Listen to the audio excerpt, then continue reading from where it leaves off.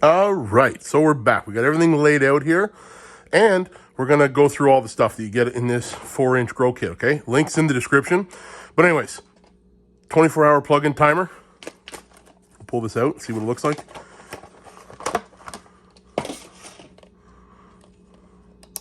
You can push in tabs, pull in tabs. Yeah, so that's cool. Then we got a hygrometer. This is handy. It's come with batteries. No batteries. AAA. We're going to need a AAA for that one. No doubt. But anyways, excuse me. Hygrometer. The a pair of ratchet hangers. These are the plastic variants, right? 2 of those. You're like, what is in this box? Next video.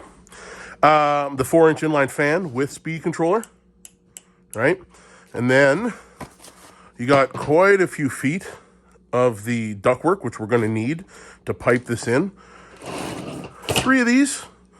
I guess if you're doing one on either side of this, and then one on the carbon filter, which brings us to our 4-inch carbon filter. And yeah, can't forget the cloth bags that come with this grow kit. That being said, that's the end of the grow kit. So check the link in the description. Coupon code will be 420things, all one word at checkout for all of our sponsors.